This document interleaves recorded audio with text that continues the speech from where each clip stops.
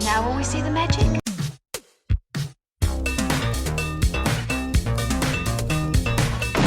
All right, where's Murray? Okay, who is it?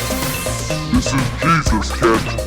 Know then that it is the year 10,191. Yes, we are bored. We're all bored now. Hi, good night. Good night. Hello and welcome to Mary vs. the Movies with your host Mary Jones. Yeah, now I'm Dennis Ling. Getting real casual with it, huh? Dude, it's episode 151. We don't have to work anymore. Okay, that's not true. We have to work so much harder now. I want to give the people what they want, which, to be honest, I'm not entirely sure what they want. But that sweet podcast retirement money comes in now, right? Doesn't that kick in? Dude, really? I don't know what the longest running podcast is, but no. Really? Are you insane? Oh. Our Patreon has 20 subscribers. I should not have quit my job. I'm so hungry right now. I'm sorry. All right. Well, before we have to turn to the road as hobos, Yep. I wish that our movie actually had something to do with hobos now. No. So it's summertime, right? You know, we just got past 150. We're on vacation. Mm-hmm. We're not on vacation. We're making a show. But whatever.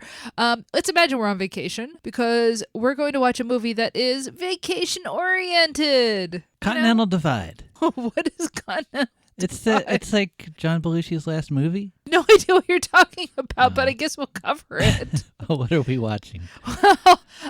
Well, you're not far off in a way. Yeah. Insofar as instead of John Belushi, we have Dan Ackroyd, the other Blues brother. Well, okay, you're laughing, but that's not unrelated. It's not nothing. It's not. Well, we'll see. We'll see. I have a feeling this is going to be a real big fat zero of a film. So we're watching the movie The Great Outdoors. It stars Dan Ackroyd and John. John Belushi. John Candy. Yeah. Now, John Candy is a guy whose filmography doesn't always look great, but I always like him in the movies he's in. Yeah. Does that make sense? Sure. I really like John Candy. I've always liked John Candy. I think he's look. When I was young, I would watch SCTV. They would show it in what was the comedy channel? Sometimes they would show on PBS. You know, so you know, John Candy. His Orson Welles impression is amazing. It's incredible. It's uncanny. Yeah, Maurice LaMarche, eat your heart out. Yeah. Like John Candy's one of those guys, a bit not unlike Robin Williams, in that he goes back to the earliest like recesses of my memory of what comedy is. John Candy's always been there. Do you have a third? So you have John Candy, Robin Williams. Is there some other? Bill Murray. Bill Murray? Really? I don't remember a time before Bill Murray. Oh, okay. Yeah. All right. I mean, Ghostbusters is one of the first movies I remember my mom renting. I'm sure that she rented things before that. But Ghostbusters came out when I was 5. I just feel like that Robin Williams is a different thing because he. Oh, he is. Yeah. Yeah. Well, Dennis, you're asking me for a list off the top of my head. Yeah, I want you to give it to me now. Oh, thanks. We've a had lot. 150 episodes to prepare for this. I'm walking into this the way I walked into the SATs, completely unprepared and a little drunk. I can't remember a time before John Candy. Like, he would show up in movies, even when, I don't, I saw Spaceballs not in the theater, but on, VHS. Splash. Now, look, I haven't seen Splash in a very long time. We're talking decades. But he's in Splash. And I thought Splash was amazing when I was, 7. I don't know what I would think of it now. Actually, I'd be kind of curious to go back and revisit it. But, and then, I get a little bit older. We finally get cable or whatever. So when I'm 12, I see SCTV, and he's a huge part of SCTV. John Candy has always been there. Uncle Buck. I have no idea. I haven't seen Uncle Buck in a very long time. But I liked it at the time. And obviously, he is the best part of Home Alone. You don't even remember what I'm talking about because you've never seen. He's the polka. He's guy. the polka. Yeah. He's the polka king of Kenosha, Wisconsin, or whatever. And I would always get his character there confused with the Planes, Trains, Automobiles. Well, character. look, Planes, Trains, and Automobiles. He is so good in that. Yeah. He truly is one. Planes, Trains, and Automobiles. First of all, that is obviously what's his name's best film. Oh God, the guy everybody loves and I hate. He made all the most movies. Oh, John Hughes. John Hughes, Yeah. yes. It's like Steve Martin. No, I love Steve Martin. No, obviously John Hughes. No, John Candy.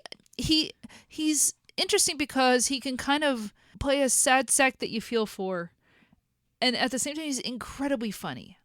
So anyway, as far as look, now that I've given like my reasons why I love, John Candy's great. I've always loved John Candy. Defend Dan Ackroyd. I won't. Defend him. You brought him in here. Oh God! I mean, you're not wrong, but I feel bad about it. Look, you saw Dragnet. The thing about Dan Ackroyd. Like, No! You defend Dan Ackroyd. I will defend Dan Ackroyd. Why?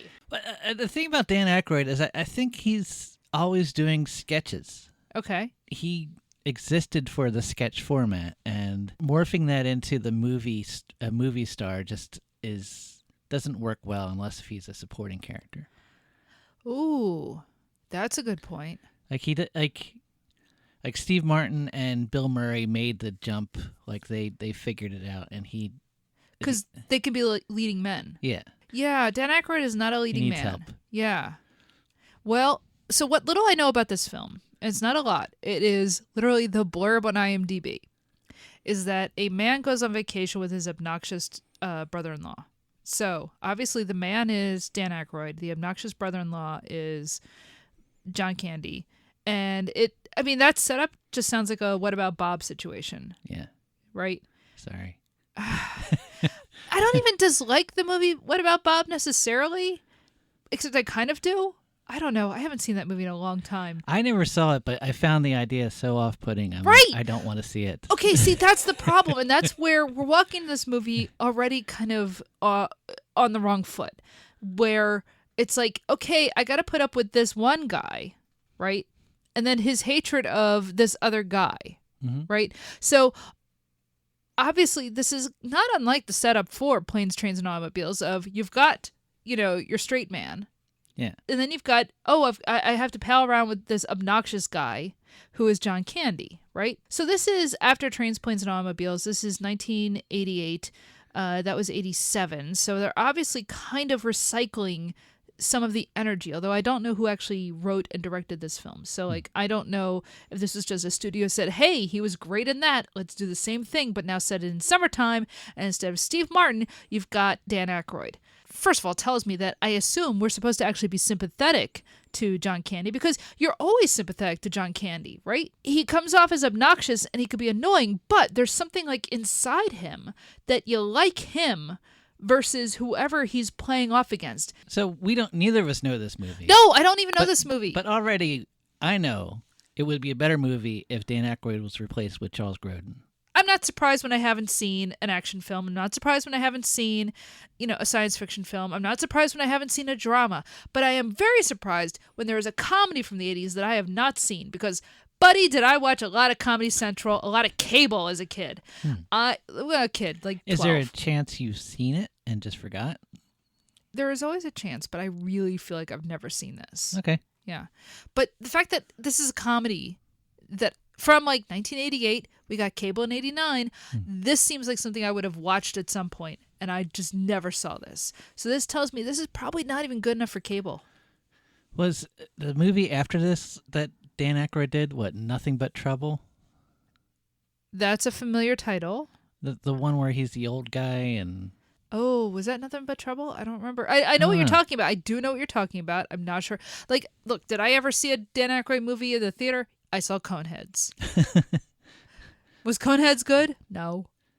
I should probably go and rewatch it and see, was it as bad as I remember? But yeah, it probably was. I did see Ghostbusters in the theater.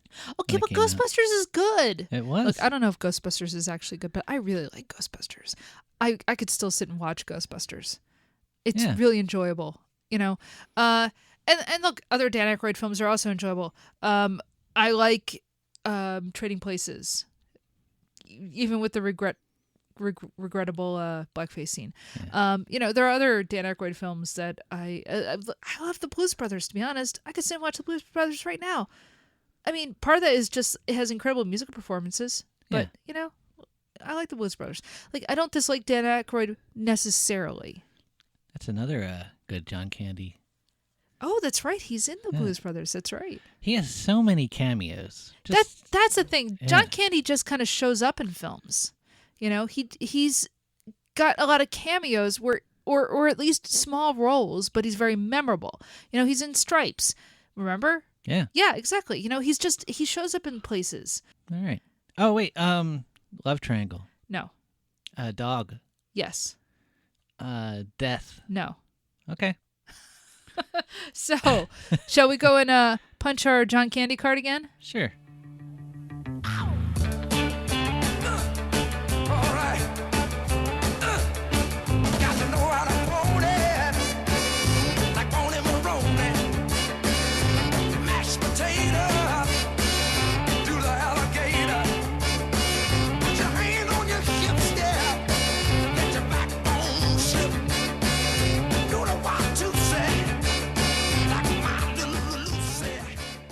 So thankfully, in some ways, I was wrong about something about this movie in that I thought that I don't know why I thought, but John Candy would be the obnoxious in-law and Dan Ackroyd would be... You were thinking he'd be Uncle Buck. Kind of. Yeah. And thankfully, I was completely wrong because, as I guess I was saying earlier, John Candy's a far more sympathetic actor than Dan Ackroyd, who is always off-putting. He's funny, but off-putting. Yeah. And he is, in fact, off-putting in this. Quite off-putting. And don't get me wrong, he's fine. This is not a bad Dan Aykroyd performance or anything like that. You know, is this a good comedy? No. No, I mean, it's mediocre, right? It's a bunch of jokes strung together. Some of them are memorable. You catch it on cable, and you like what you saw, and then you forget about it. Yeah, no, exactly. This is a cable movie. Yeah. This is like... It's just a series of jokes. It barely hangs together as a movie, but that's fine. It's totally fine. I don't have a problem. You know what? Honestly, so I found, the movie starts and I find out, oh no, this is a John Hughes movie. And I go, oh God, just blow my head off. But it's the thing that John Hughes actually did better. Like his teen movies do not like. Yeah. Right? I find them almost fascistic, right? Mm-hmm. The family nostalgia comedy stuff is actually very good. Obviously, Trains, Planes, and Automobiles is the top. Yeah, it's a little Christmas story like. Well, yeah, exactly. It is that sort of I'm nostalgically looking back. Yeah. Yes. The National Lampoon's Vacation was very much a looking back because I think it was based on like a story he wrote about going across the country in like 1957 or something. Mm-hmm. And this movie could easily have been Chevy Chase taking the kids to the woods. I think that's what he wanted, but then Chevy Chase was doing Funny Farm. Okay, which I have not seen. Yeah, I saw that in the theater. It's on the list, I think. I don't know what to say about it. Oh, that bad, huh? No, it's that kind of like Chevy Chase fading area. Oh, okay. But, it's still funny, but, like, eh. Chevy Chase, I would say, had it at least up through Christmas Vacation. Yeah. And then, Community's great, But, so this could easily have been a National Lampoon's, woods vacation, great outdoors. And as you say, Chevy Chase wasn't there, so they made it John Candy instead. But this is that kind of movie. And I actually think those John Hughes films are good.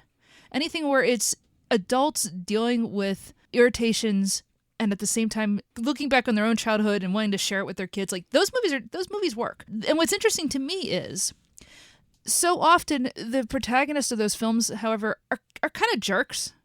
Steve Martin is definitely a jerk who learns his lesson in Trains, Planes, and Automobiles. And that, again, that's the best version of this.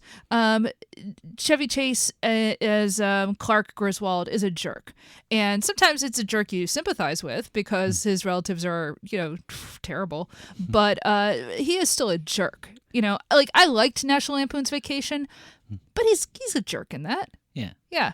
It's like Yojimbo. He has to suffer in order to earn his heroship. This, I have to assume, is the only time a Kurosawa film has been compared to anything in... Maybe every movie is Yojimbo. I mean, they certainly keep trying to remake it. Yeah. So this is definitely some sort of script that he would have had for National Lampoon's Vacation because these guys are both supposed to be from Chicago. They reference that. license plates are all from Illinois. They mention Chicago. Rusty gets less and less likable each movie. Oh, He that's gets true. rewritten. Oh, so that's the thing. They instead of having a boy and a girl, it's two boys. Yeah. The younger son is a non-entity. He's just there to bounce jokes off of, I guess. Yeah. Reactions. The older brother, they have a subplot in this movie that it just feels like it's from a different film. Yeah. They never even intersect really. The only time it's kind of referenced is there's this one scene where he's eating a 96-ounce steak. He being John Candy. John Candy. And so his son keeps checking his watch because he has this date that he's going to miss with the hot local girl. Yeah. Even that probably was just inserted in, just shots of him checking his watch. It's so just shoehorned in, like, oh, that's right. We got to do something with these kids. Film this completely different thing and insert it in the oddest places. Because it has nothing to do with anything going on. And, it just, the tone is completely different. The music is completely different. It has nothing to do with anything. It feels really weird. Yeah. It's not supposed to be in there. This movie was only an hour and a half long. So it's almost like the movie was probably too short and they had to come up with something to pad it out just to get to 90 minutes because it's not a long movie and not a lot happens in it. It's just, as you say, it's a series of jokes. It's vignettes of Dan Ackroyd annoying John Candy.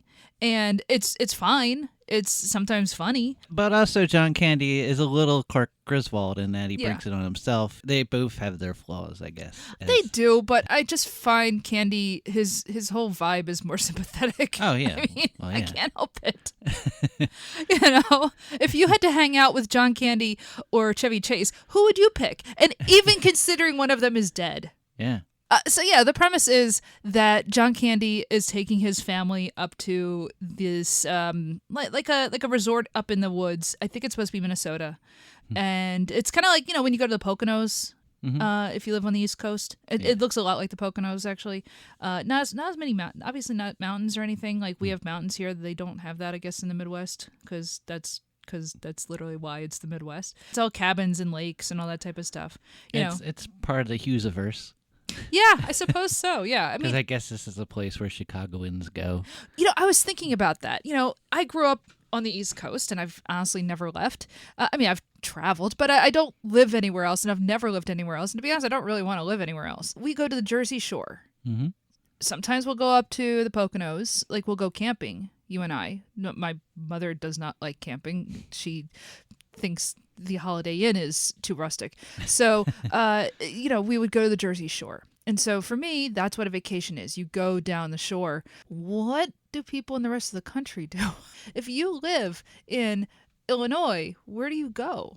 What do you do with yourself for a week? You Lakes. can't. Lakes? Yeah, lakes. Are there enough lakes? There's a whole land of lakes. I've heard. Well, I suppose that's true. Yeah. So is Minnesota the Jersey Shore of the Midwest? I guess. I don't know. You've got family in the Midwest, in Yeah. St. Louis. What do they do? Well, they travel all over the place. Oh, they got money. Yeah, why am I asking you? She's like a attorney or something. Seems like a lot of people go to Outer Banks.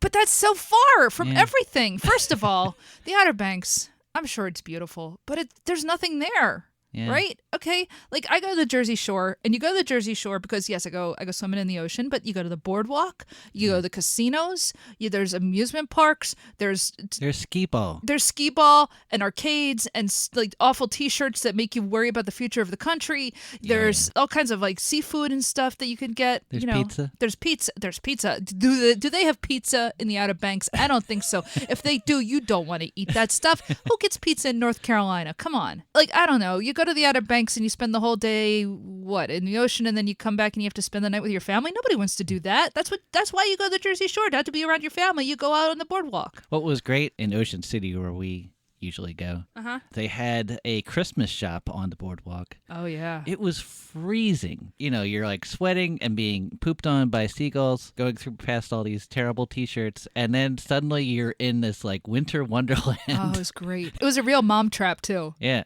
All the moms would end up in the Christmas store, moms and grandmoms, especially if they were having hot flashes, just go into the Christmas store. You'll be fine. Yeah. And there's like sexy Santas and The definitely, obviously gay sexy mermen that you're supposed to hang on your it's tree. something for everybody. They're great. Yeah. It is something for everybody. Yeah. But yeah, so the idea of the rustic vacation, like you and I will go camping, right? But we'll do like a weekend. Yeah. We don't go for a whole week. We've never done like the renting a cabin thing.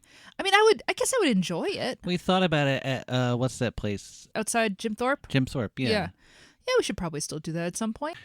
All right, so they go off to a cabin in the woods. And, there's the obvious jokes of like, oh, this cabin is so rustic and it's falling apart. But then at the same time, you look at like, it's a huge cabin and it's really nice. It is. It's like the nicest cabin I've ever seen. John Hughes, how insanely rich are you that you think this is trash?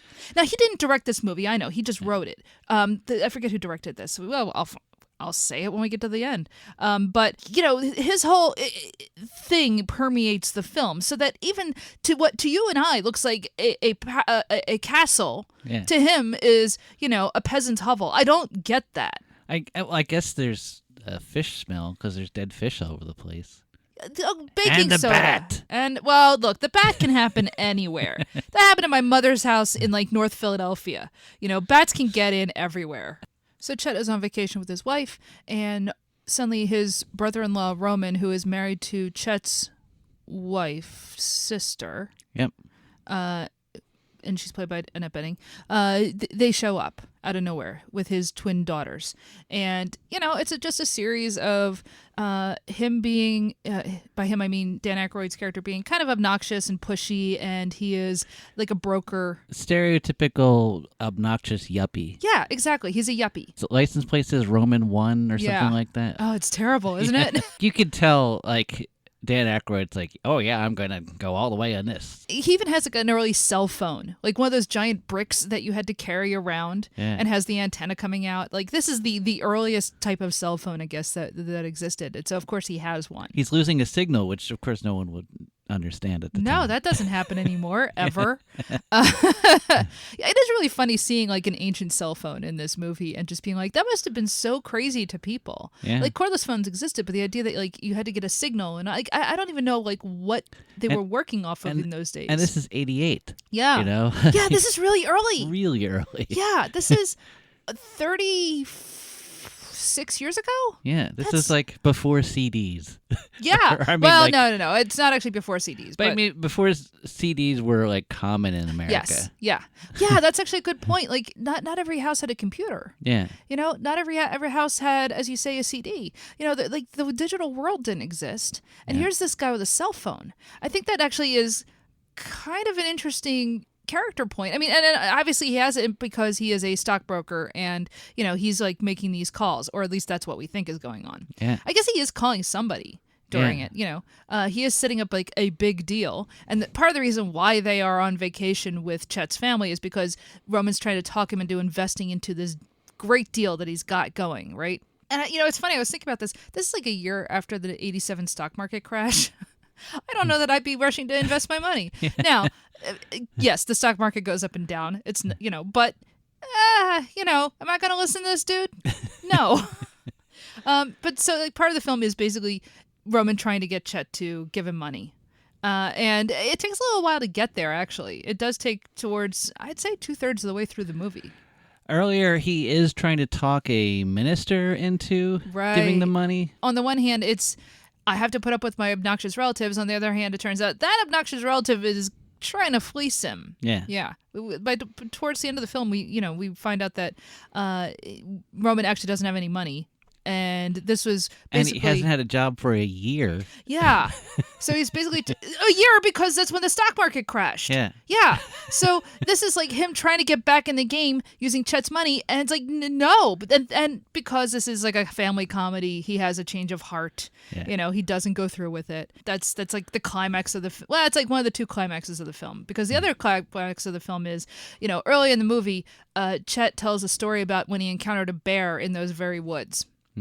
And, again, this is like that whole nostalgia thing of, he's telling these stories to his kids of like, well, when I was young, 20 years ago, and you can tell it's supposed to be like 20 years ago because he's dressed like kind of like a hippie, but his hair isn't very long. But, he's got like the little glasses and like the buckskin jacket and stuff that he was out camping in the, in that cabin. It's back when he was Canadian. Yeah, basically.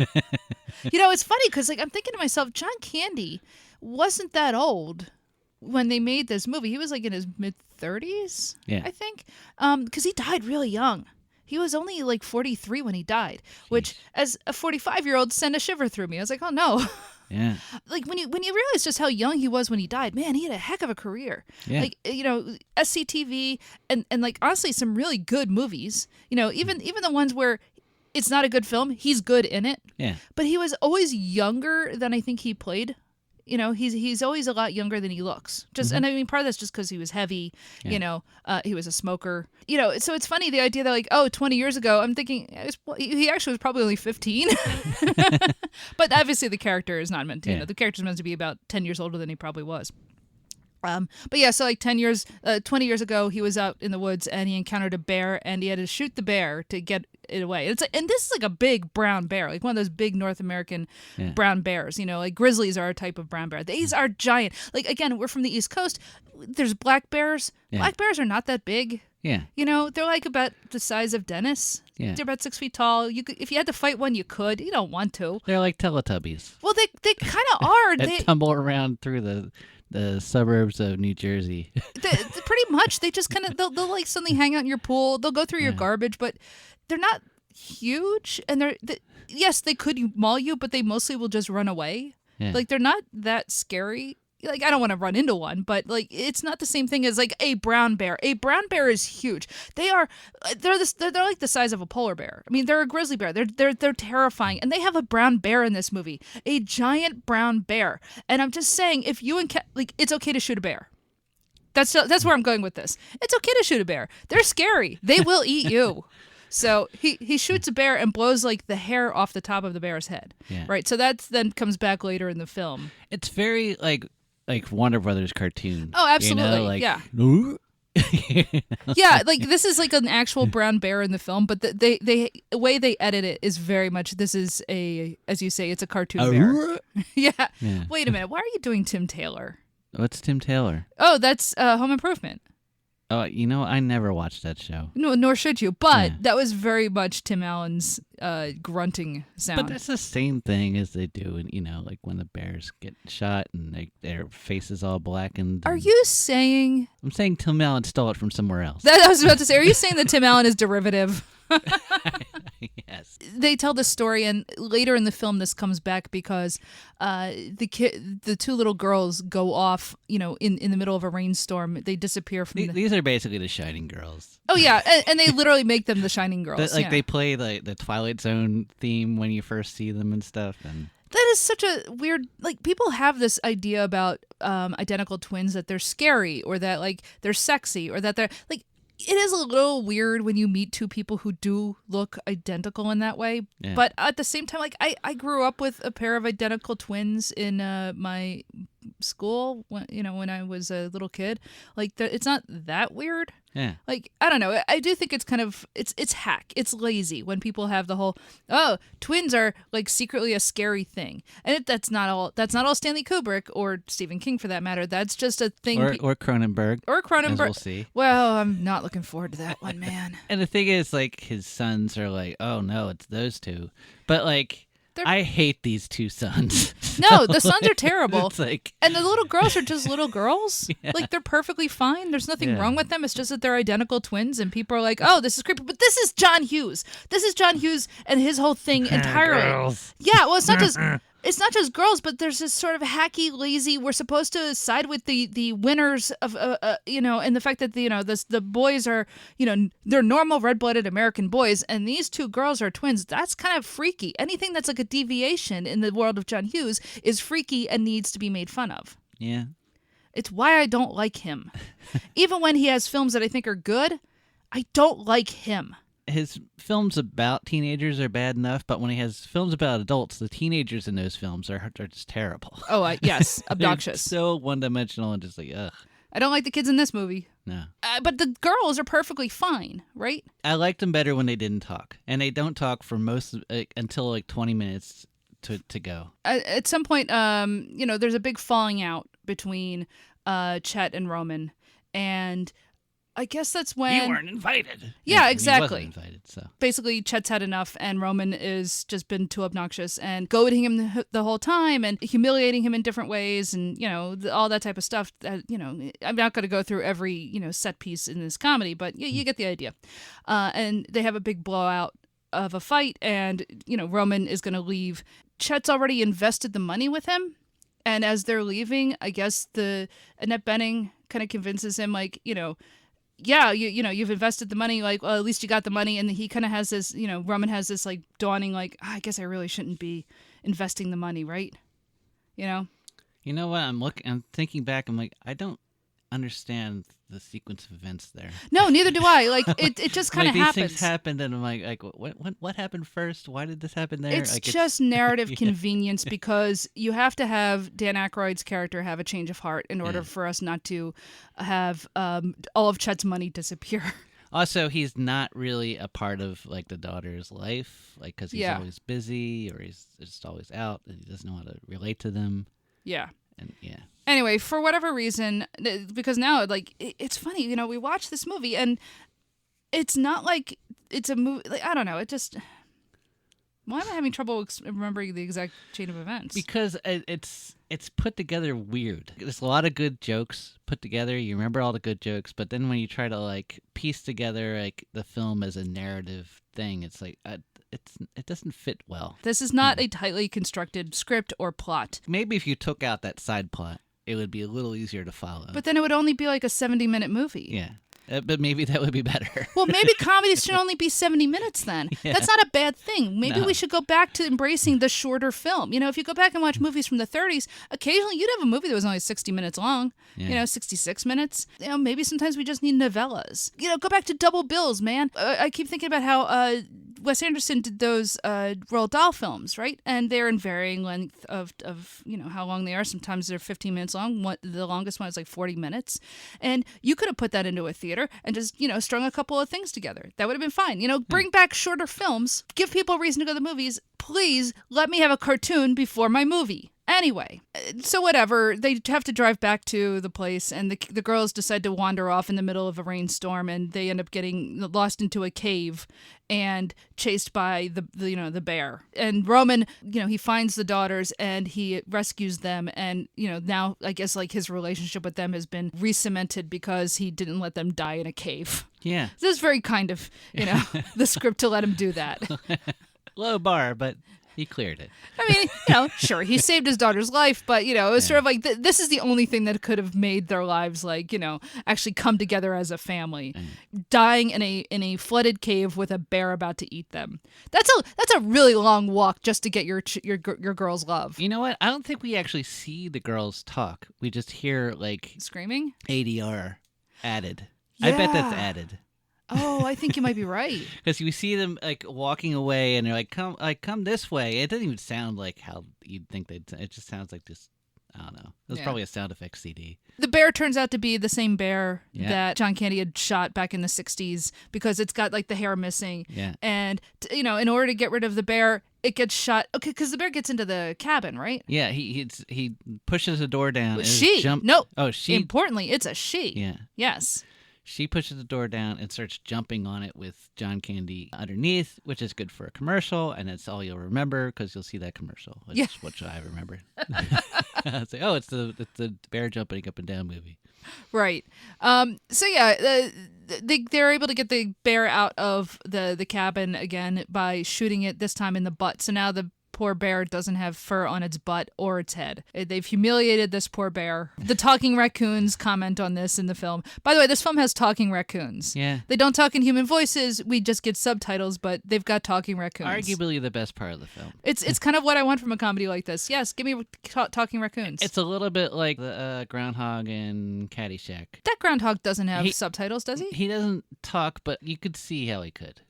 It's like did you like create your own dialogue for that animal when you were watching it? It's a hand puppet. You see him dance. You could easily, He obviously is supposed to have some sort of human intelligence. Yeah. Again, it's very cartoonish. Yep. This whole movie is very cartoonish. Yeah. And so anyway, yeah, the bear goes away. Chet and Roman make up. Roman confesses to what the whole deal is. Like, I had this big plan for an investment, but, here's the money back, etc. Yeah. So And now I'm broke and serving coffee. yeah, he has to work in like a coffee shop or something in Chicago. Because it's the movies, they part, and then it turns out Chet does not realize, that family is going to come and live with them until Roman gets back on his feet. Yeah. So that's the end of the film, is poor Chet finding out that, oh no, they're going to come and live with us. Yeah. Yeah. The end. The end. And that's the end. And summer's over, and we're going back to civilization. And oh yeah, by the way, there was like this entire like weird romance between the older son and a townie, but again, it's a dumb plot that doesn't go anywhere. No. Yeah. Well, she, I guess, kisses him in a way that he will never forget or something. Whatever. I don't know. Nobody cares. Yeah. Nobody's watching the movie for that. This incredibly uncharismatic kiss between, two actors you've never seen before or since. Yeah. So that's the movie. It's Oh, fine. there's post-credit scene. There is a post. Oh my God. Okay, so this actually really bothered me. We watched this with my mom. My mom, she doesn't want to sit through credits, and for the most part, I agree with her. But Opening or closing. opening or closing, she will just zoom through. And so there are times where I'm just like, Mom, you got to stop. I'm trying to do this for a show. Let me watch the entire film, please. And this was another thing where that happened, where and this is kind of Amazon's fault, actually. Yeah. You know how you'll be watching something, it'll go to credits, and then it'll start to put you into a new video. And I hate that. I absolutely hate that. Just let me watch the credits. Don't put me into something new. But it was immediately like counting down, and I said, Mom, you gotta get out of the thing where they're gonna make you watch a different movie. And she's like, oh, okay. And so she just turned the movie off entirely. I'm like, okay, no, please don't do that, because the credits aren't even a different. It's not like they went to black.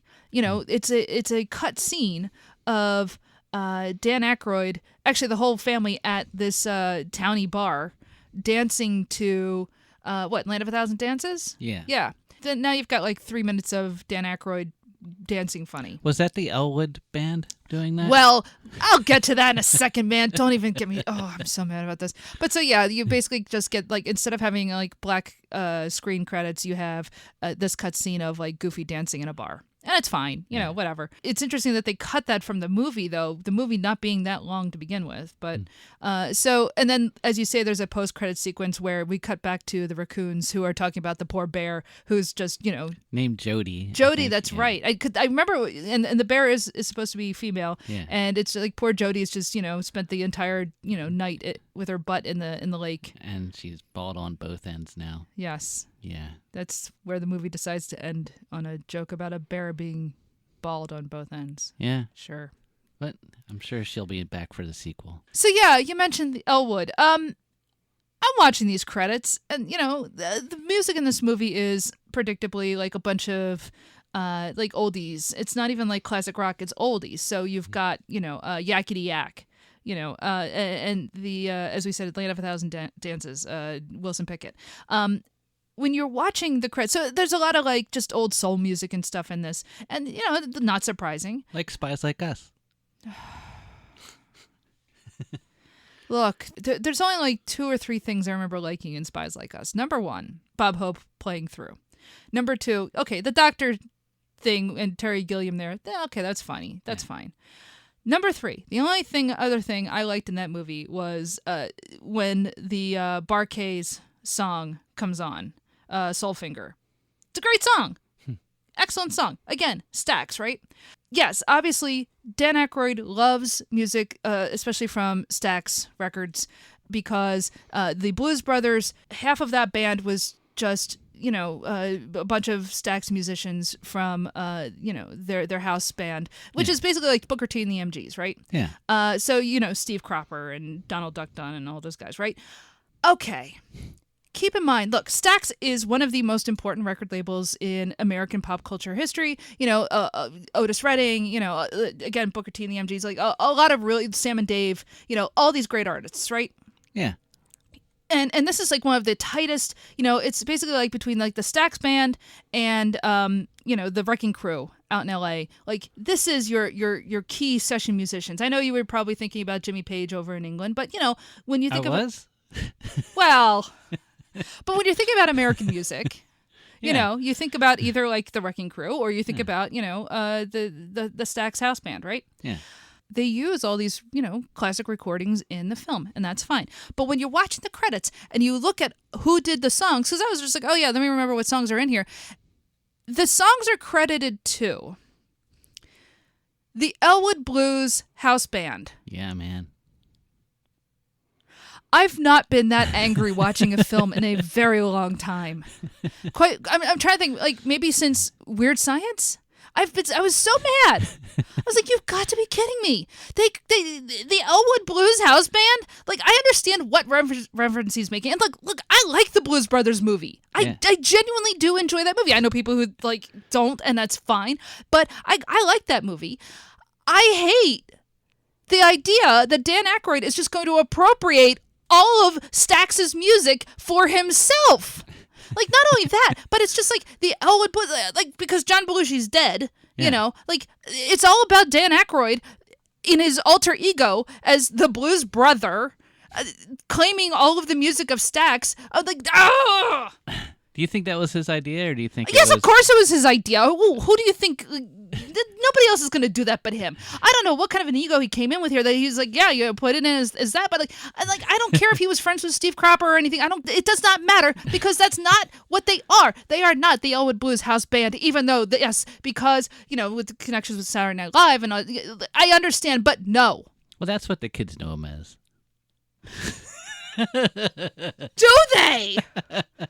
Oh, I don't even have a good comeback to that. Sorry. I'm so mad. Oh. I'm not saying that ruined the movie for me. But it didn't help. Didn't help.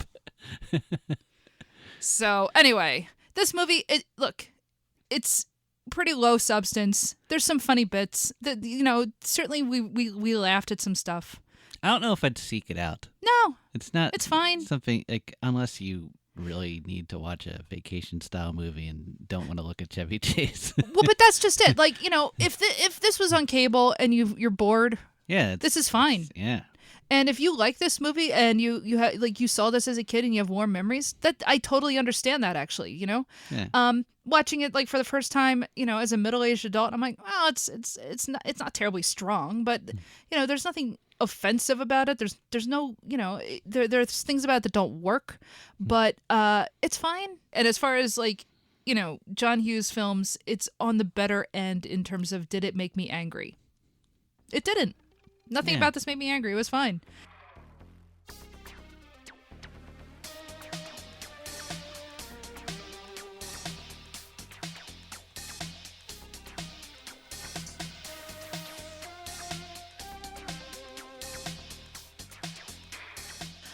All right, well, that was The Great Outdoors, starring John Candy, Dan Ackroyd, Stephanie Faracy, Annette Bening. Let's see, who are these? Chris Young. I don't know. He was the older brother.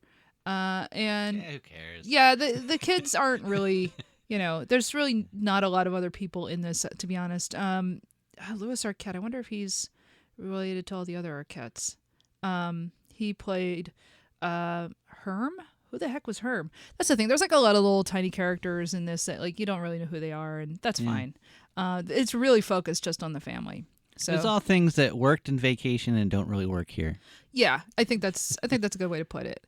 Written by John Hughes and directed by Howard Deutch. Howard Deutch, he directed Pretty in Pink. I guess John Hughes just wrote that. Huh. I did not know that. So he directed Pretty in Pink, Some Kind of Wonderful, which actually we're going to do an episode on that one as well.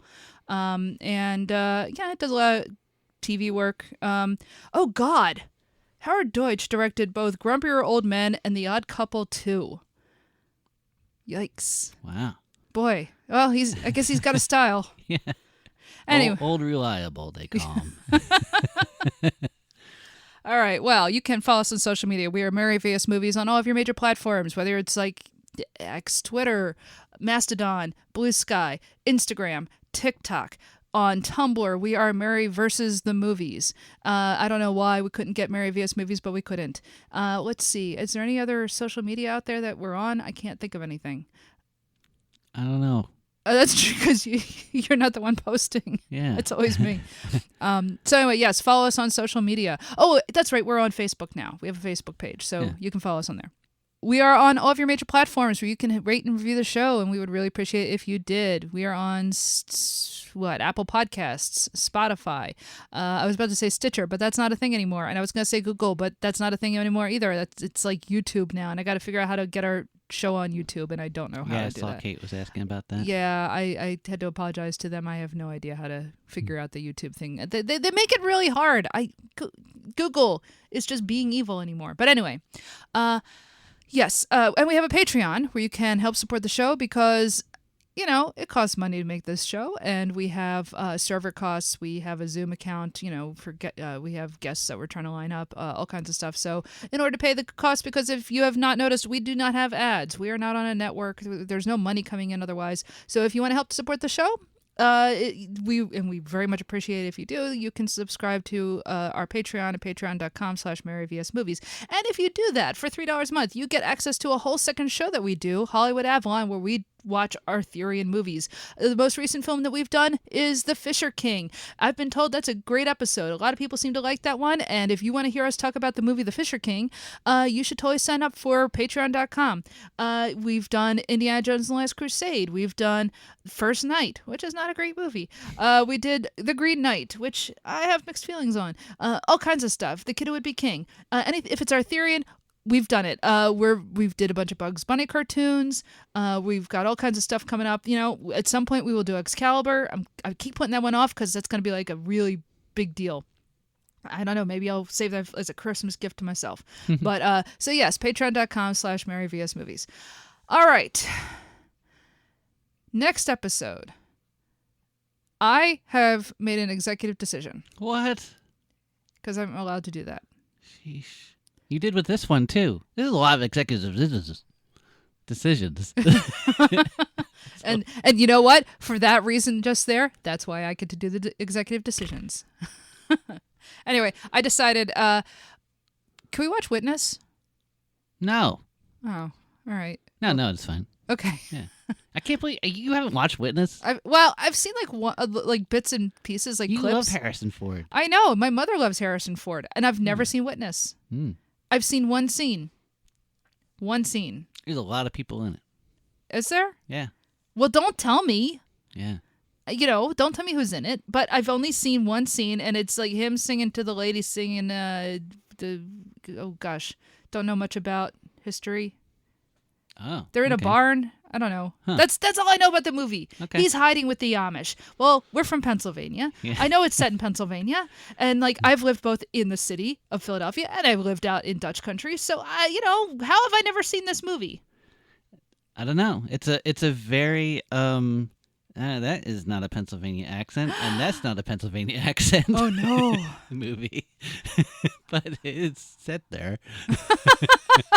Oh, I can't wait to sit there and get mad. They didn't even say Wooder correctly. Yeah, it's no mayor of East whatever. Mayor of Easttown. Yeah. All right. So next episode is actually going to be Witness, and then I'll get back to us flipping coins.